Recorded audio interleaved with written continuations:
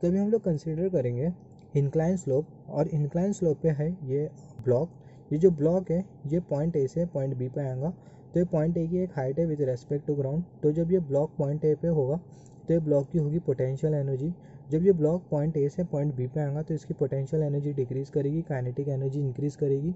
Point B पर ये block की होगी काइनेटिक एनर्जी, और वो जो काइनेटिक एनर्जी के साथ जो एसोसिएटेड जो वेलोसिटी होगी उसको हम लोग फाइंड आउट करेंगे। तो हम लोग सबसे पहला बेसिक चीज़ देख लेते हैं। अगर हम लोग ये ब्लॉक को कंसिडर करें, जो ब्लॉक है ये है पॉइंट ए पर, और पॉइंट ए की एक सर्टेन हाइट है विद रेस्पेक्ट टू ग्राउंड। तो इसलिए जो ब्लॉक की जो पोटेंशियल एनर्जी होगी वो होगी EP1, और उसका जो मैग्नीट्यूड होगा वो होगा mgh।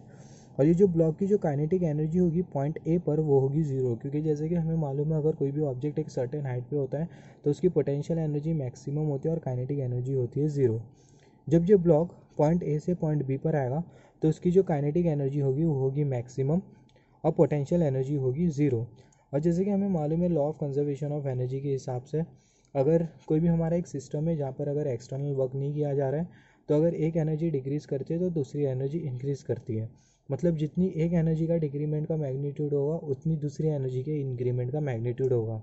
इन शॉर्ट, जब पॉइंट बी पर जब ये ब्लॉक आएगा तो उस केस में जो काइनेटिक एनर्जी होगी ब्लॉक की वो होगी mgh, जिसको हम लोग आगे प्रूव करने वाले हैं।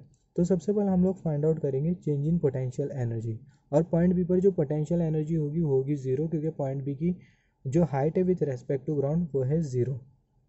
तो सबसे पहले हम लोग फाइंड आउट कर लेते हैं चेंज इन पोटेंशियल एनर्जी। तो change in potential energy at point A minus potential energy at point B. Change in potential energy point A पर mgh होगी, क्योंकि पॉइंट ए की एक हाइट है with respect to ground, mgh minus zero. तो change in potential energy is equal to mgh।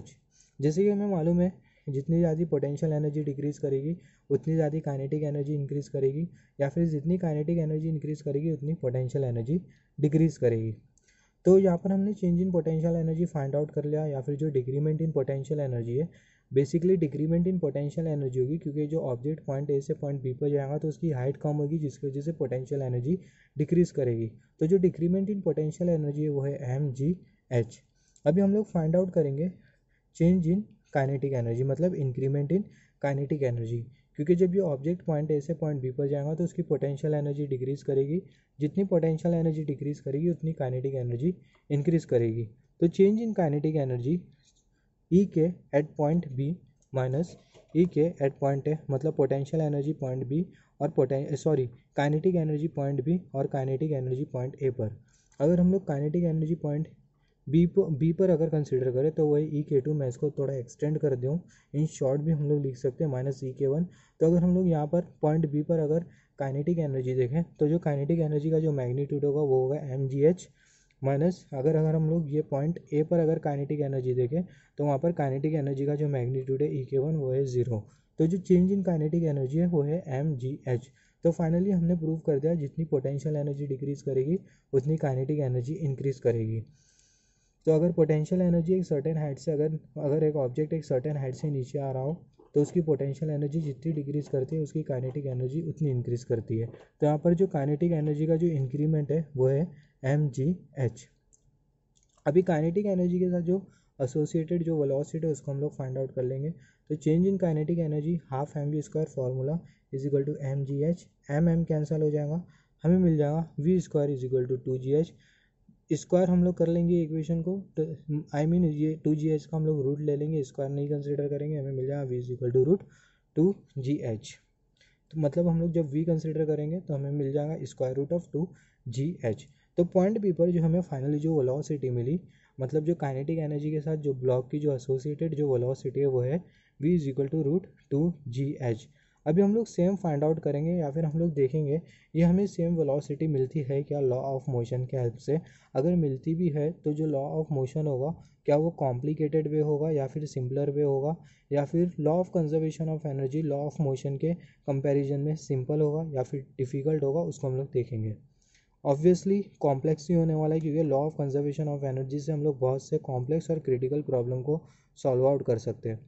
तो हमने consider किया हमने यहाँ पर लॉ ऑफ मोशन। जैसे कि मैंने बोला था जब भी हम लोग लॉ ऑफ मोशन कंसिडर करते हैं तो वहाँ पर जितना पोटेंशियल एनर्जी डिक्रीज़ कर रही है उतनी काइनेटिक एनर्जी इंक्रीज़ करेंगी। यहाँ पर हम लोग ये कॉन्सेप्ट अप्लाई नहीं करते क्योंकि वो सिर्फ law of conservation of energy के लिए ही एप्लीकेबल है। यहाँ पर हम लोग सिर्फ ऑब्जेक्ट की इनिशियल वेलोसिटी कंसीडर करेंगे, फाइनल वेलोसिटी कंसीडर करेंगे और जो डिस्प्लेसमेंट है उसका मैग्नीट्यूड, एक्सेलरेशन उसका मैग्नीट्यूड। हम लोग यहाँ पर काइनेमेटिक्स का इक्वेशन यूज़ करेंगे v² - u² = 2as। उसके हिसाब से हम लोग पैरामीटर्स कंसीडर करेंगे, जैसे कि डिस्प्लेसमेंट हो गया, एक्सेलरेशन हो गया, initial velocity, final velocity etcetera. तो हमने कंसीडर किया ये है ऑब्जेक्ट, और ये जो ऑब्जेक्ट है वो है पॉइंट ए पर और उसकी जो इनिशियल वेलोसिटी है वो है 0। ऑब्जेक्ट डिस्प्लेस करेगा मतलब मूव करेगा पॉइंट ए से पॉइंट बी की तरफ, क्योंकि जो स्लोप है वो है इंक्लाइन स्लोप, तो पॉइंट बी पर होगी ऑब्जेक्ट की काइनेटिक एनर्जी जिसके साथ एसोसिएटेड वेलोसिटी हमें फाइंड आउट करना है।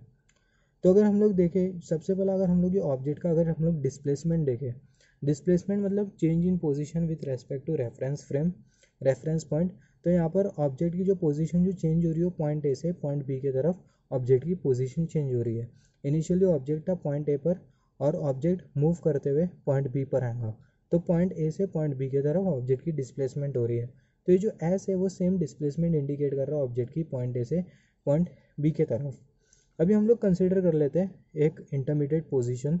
अभी ये पोजीशन पे हम लोग देखेंगे कौन कौन सा फोर्स एक्ट कर रहा है ये ब्लॉक के ऊपर और कौन सा फोर्स रिस्पॉन्सिबल है ये ब्लॉक के एक्सेलरेशन के लिए। तो हमने सेम यहाँ पर कंसिडर किया है। तो यहाँ पर सबसे पहले अगर हम लोग देखें, यहाँ पर ग्रेविटेशनल फोर्स एक्ट करेगा ब्लॉक के ऊपर, मगर ये जो ग्रेविटेशनल फोर्स होगा ब्लॉक के एक्सेलरेशन के लिए रिस्पॉन्सिबल नहीं होगा, क्योंकि जो ब्लॉक का जो एक्सेलरेशन है वो कुछ इंक्लाइन वे में हो रहा है। तो यहाँ पर जो ग्रेविटेशनल फोर्स है वो रिस्पॉन्सिबल नहीं होगा ब्लॉक के एक्सेलरेशन के लिए। अगर ग्रेविटेशनल फोर्स अगर ब्लॉक के एक्सेलरेशन के लिए रिस्पॉन्सिबल होता तो जो ब्लॉक होता वो लीनियरली फॉल करता, मगर यहाँ पर जो ब्लॉक है वो इंक्लाइन वे में फॉल कर रहा है या फिर नीचे की तरफ फॉल कर रहा है। तो इस केस में जो ग्रेविटेशनल फोर्स है वो रिस्पॉन्सिबल फोर्स नहीं है ये ब्लॉक के एक्सेलरेशन के लिए। तो यहाँ पर हम लोग देखें कौन सा फोर्स रिस्पॉन्सिबल है ब्लॉक के एक्सेलरेशन के लिए। तो इसके लिए हम लोग ग्रेविटेशनल फोर्स को दो कंपोनेंट में रिजॉल्व कर लेंगे, एक F2 और एक F1। ये जो F1 जो कंपोनेंट है उसका जो मैग्नीट्यूड है वो है mg sin थीटा। F2 जो कंपोनेंट है उसका जो मैग्नीट्यूड है वो है F2 mg cos थीटा। यहाँ पे अगर हम लोग ये जो F2 अगर ये देखें, ये बेसिकली फोर्स है, F2 फोर्स F1 फोर्स। तो ये जो F2 फोर्स है वो कैंसिल हो जाएगा, क्यों? क्योंकि न्यूटन के थर्ड लॉ के हिसाब से अगर कोई बॉडी पे अगर हम लोग जितना फोर्स लगा रहे हैं वो बॉडी भी हमारे ऊपर उतना फोर्स लगाती है, जिसको हम लोग बोलते हैं opposite reaction. Every action has its equal and opposite reaction. तो अगर हम लोग देखें ये जो इंक्लाइन स्लोप है, ये जो ब्लॉक है, ये ब्लॉक इंक्लाइन स्लोप पे लगाएगा एक फोर्स, जिसकी वजह से जो इंक्लाइन स्लोप है वो भी एक ब्लॉक के ऊपर लगाएंगी फोर्स, जिसको हम लोग बोलेंगे रिएक्शन फोर्स। ये है रिएक्शन फोर्स जो कि इंक्लाइन स्लोप ये ब्लॉक के ऊपर लगा रही है, क्योंकि जो ब्लॉक है ये भी एक फोर्स लगा रहे हैं इंक्लाइन स्लोप के ऊपर जो कि है F2 mg cos थीटा। तो जो रिएक्शन फोर्स है जो कि ये इंक्लाइन स्लोप ब्लॉक के ऊपर लगा रही है उसको हमने R कंसिडर किया। तो अगर हम लोग देखें तो दोनों जो फोर्सेस हैं, ये रिएक्शन फोर्स और ये F2 फोर्स जो कि है कंपोनेंट ग्रेविटेशनल फोर्स का, तो ये जो F2 फोर्स और ये जो रिएक्शन फोर्स है दोनों का मैग्नीट्यूड सेम है, डायरेक्शन अपोजिट है, जिसकी वजह से दोनों जो फोर्सेस है वो हो जाएंगे कैंसिल। तो अल्टीमेटली यहाँ पर बचेगा दो फोर्स, एक बचेगा ग्रेविटेशनल फोर्स और दूसरा बचेगा F1 mg से ये F1 फोर्स। तो यहाँ पर जो F1 फोर्स है वो रिस्पॉन्सिबल है ये ब्लॉक के एक्सेलरेशन के लिए, क्योंकि जो ब्लॉक का जिस डायरेक्शन में एक्सेलरेशन हो रहा है उस डायरेक्शन में ये F1 फोर्स भी है। तो ये जो F1 फोर्स है ये रिस्पॉन्सिबल है ब्लॉक के एक्सेलरेशन के लिए और इसका जो मैग्नीट्यूड है वो है mg sin थीटा। तो अभी हमें मिल गया फाइनली एक्सेलरेशन, अभी हमें मिल गया डिस्प्लेसमेंट भी मिल गया। अभी हम लोग डिस्प्लेसमेंट और जो एक्सेलरेशन का जो मैग्नीट्यूड है उसको हम लोग फाइंड आउट करेंगे। फिर उसके बाद उसको हम लोग हमारा जो फॉर्मूला है काइनेमेटिक्स का v² - u² = 2s उसमें सब्सटीट्यूट कर देंगे। तो सबसे पहले हम लोग क्या करेंगे, हम लोग डिस्प्लेसमेंट का मैग्नीट्यूड फाइंड आउट करेंगे। अगर हम लोग ये देखें डिस्प्लेसमेंट, अगर जैसे कि मैंने बोला थोड़े टाइम पहला, ये जो ब्लॉक का जो डिस्प्लेसमेंट है पॉइंट ए से पॉइंट बी की तरफ हो रहा है, तो यहाँ पे जो डिस्प्लेसमेंट है वो है एस। उसका मैग्नीट्यूड फाइंड आउट करने के लिए हम लोग कंसीडर कर लेते हैं ये जो डिस्प्लेसमेंट है वो एक ट्रायंगल का हाइपोटेनस है और ये जो हाइट है वो ट्रायंगल का परपेंडिकुलर और ये बेस है। तो यहाँ पे हमने सेम कंसीडर किया है, यहाँ पे हमने सेम कंसीडर किया है यह है डिस्प्लेसमेंट, और यह है हाइट ट्रायंगल की, और यह है यह है बेस ट्रायंगल का, और यह है टीटा। अगर हम लोग cosine of theta find out करें तो हमें मिल जाए साइन ऑफ टीटा, अगर हम लोग ये टीटा की अगर साइन वैल्यू फाइंड आउट करें तो हमें मिल जाएगा sine theta perpendicular upon hypotenuse. तो इस केस में अगर हम लोग परपेंडिकुलर देखें, परपेंडिकुलर ये हाइट है और जो हाइपोटेन्यूज है वो है एस हाइपोटेन्यूज है, तो sine theta is equal to H over S. यहाँ पे हमें मिल जाएगा S is equal to H sine theta. तो जो डिस्प्लेसमेंट का जो मैग्नीट्यूड है, ये जो डिस्प्लेसमेंट का जो मैग्नीट्यूड है फाइनली उस वो हमें मिल गया है, जो कि है S is equal to H sine theta. अभी हमें एक्सेलरेशन फाइंड आउट करना पड़ेगा जी, जैसे कि जो F1 फोर्स है ये रिस्पॉन्सिबल है ये ब्लॉक के एक्सेलरेशन के लिए, तो अभी हमें एक्सेलरेशन का मैग्नीट्यूड फाइंड आउट करना होगा, जिसके लिए हम लोग फॉर्मूला यूज़ करेंगे F1 is equal to M A. F1 वही बेसिकली वो फोर्स जो कि ब्लॉक के लिए रिस्पॉन्सिबल, ब्लॉक के एक्सेलरेशन के लिए रिस्पॉन्सिबल है। F1 is equal to M A is equal to F1 over M हो जाएगा। यहाँ पर अगर F1 फोर्स का मैग्नीट्यूड हम सब्सटीट्यूट कर दे तो हमें मिल जाएगा M G sine theta over M, M cancel हो जाएगा, हमें मिल जाएगा एक्सेलरेशन का मैग्नीट्यूड जी साइन टीटा।